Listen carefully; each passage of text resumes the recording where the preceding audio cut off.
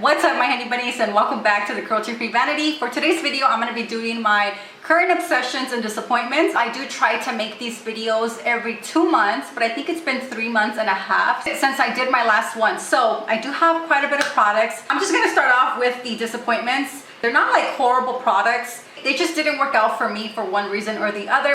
For example, this hair perfume, I was really excited to try this. This is the Apricot hair perfume mist from Herbivore and Urban Outfitters. They did like a little collaboration with a few products. It smells pretty good, but it's a very, very light scent that in my hair, you can't even smell it. Like I've asked my wife, like, smell my hair, do you smell something? She's like, no. I wish that this was a little more fragrant because I feel like if it's a hair perfume, I want it to be a little more stronger. I'm just trying to spray it because I want to use it up, but it's not something that I'm gonna, buy again. When I first spray it, I can smell it on my hair very, very slightly, but it dissipates so freaking fast that I'm kind of disappointed that it's not that strong. Another product that I was not really happy with is the Glossy Locks Glossing Conditioner. You can buy them at the 100% Pure website.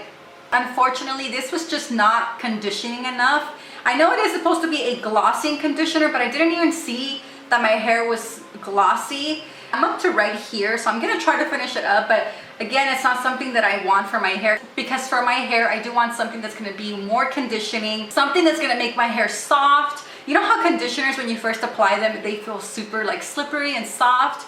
This one does, but very, very lightly. If you're not into very conditioning, heavy conditioners, then maybe this one is gonna be great for you. I just didn't really notice any good benefits with using this conditioner, so it's not something that I'm gonna buy again. Let's move on to my current obsessions. I have 2 lip products. I have the lip liner from Red Apple Lipstick. This one I just recently got back into my collection and I freaking love it. I don't know why I went without it so much, but I mean, look at this, guys.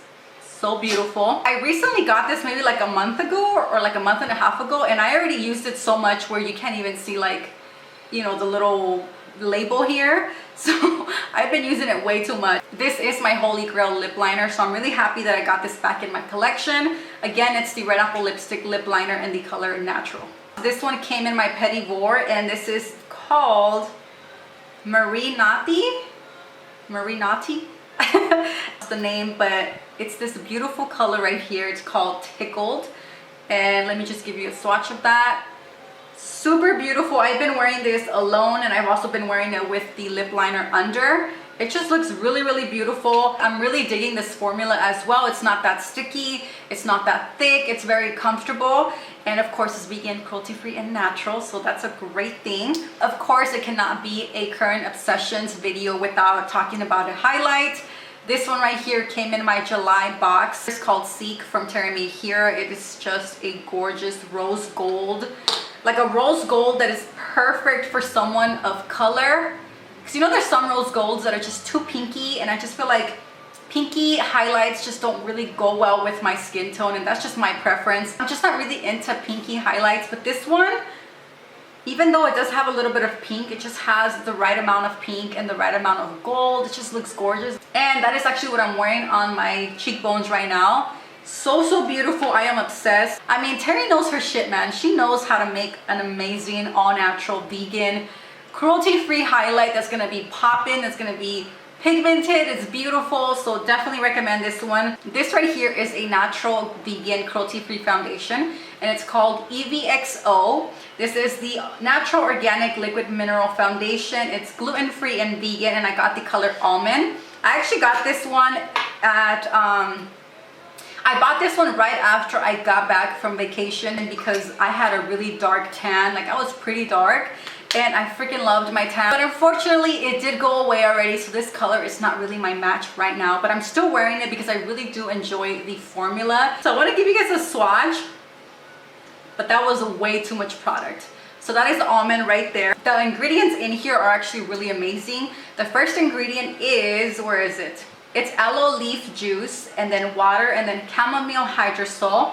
There's also some thyme extract, some squalene, some olive leaf extract, golden seal, rosemary extract, lavender. And the best thing about this product is that there's no coconut oil. That is amazing to find a foundation that doesn't have coconut oil that's also liquid. So love, love, love this formula. Definitely recommend it. It's also really affordable. I think it's around $25, which is a great price range for a natural, vegan, cruelty-free foundation. You guys know that sometimes foundations can run like in the 30s, in the 50s, and even in the 60s.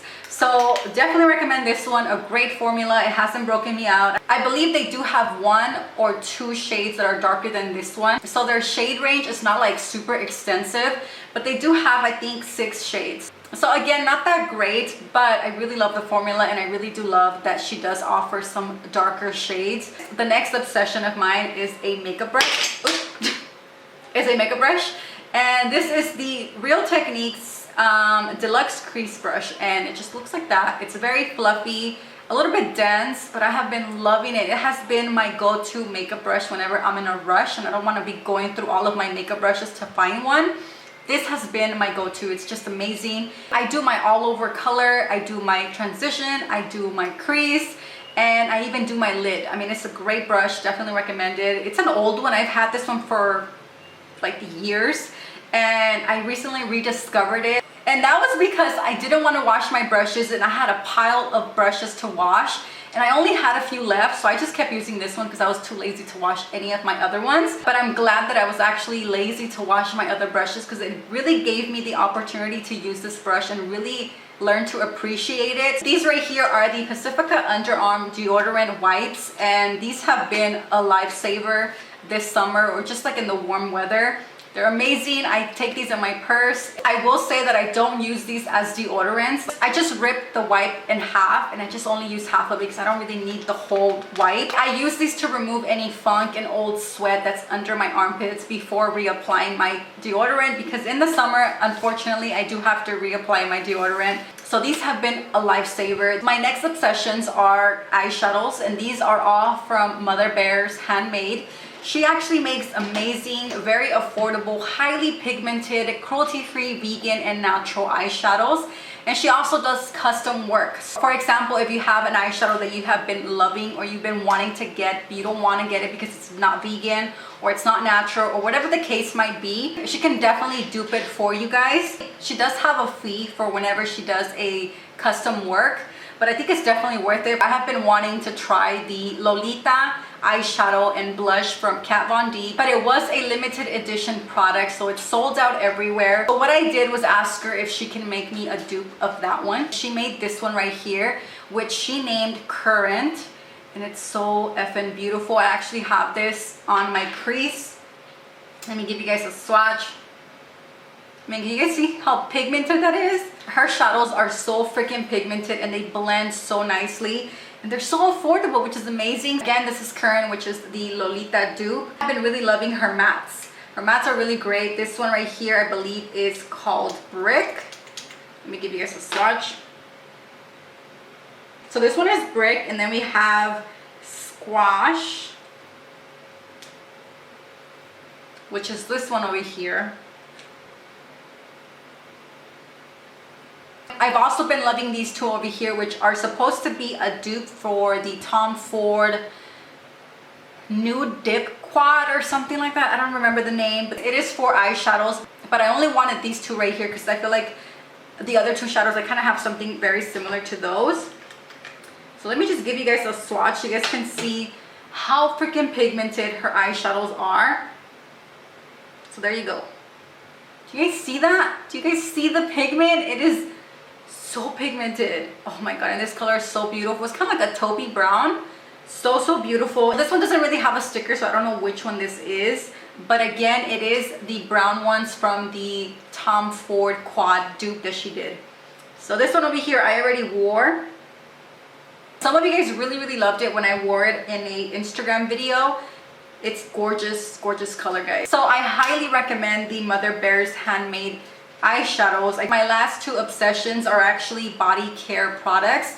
This is from the brand Beija Flor Naturals. Let me show you. The Agave Aloe Polisher, which is a body scrub. Even though it does have some oils that are definitely going to moisturize your skin, It doesn't really feel super heavy. There are some body scrubs that can feel very heavy. They're very, very saturated with oils. And don't get me wrong, they're great, but honestly, I just prefer a body scrub that's not gonna leave me with a lot of oils on my skin. And it does a really great job in scrubbing off all of the dead cells from my body.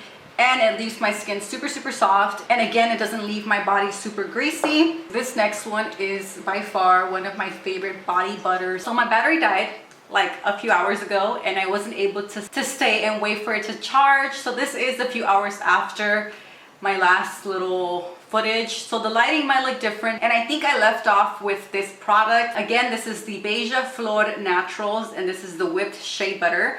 I think I was talking about how I'm not really a big fan of shea butters or any type of body butters because I feel like they're just too heavy for my body. But this one is not heavy. Maybe the formula and the blend with other ingredients just makes it less heavy. Obviously, it is like a butter where it's solid, and when you start touching it and the warmth of your fingers start to melt it, it does look like an oil and it feels like an oil. But once you start rubbing it into your body, it doesn't feel or look super oily on my skin, which I really, really love. And I'm also a big, big fan of the way it smells. It smells so fruity and just very yummy. It makes my skin feel really, really soft and moisturized, and it just feels really, really good. So definitely been loving this one. All right, my honey bunnies, so that was everything that I wanted to share with you guys today in this video. I hope you guys enjoyed it. If you guys did, give it a huge thumbs up. Don't forget to subscribe if you have not done so. Thank you so much for watching, and I guess I'll see you guys on my next one. Bye, guys.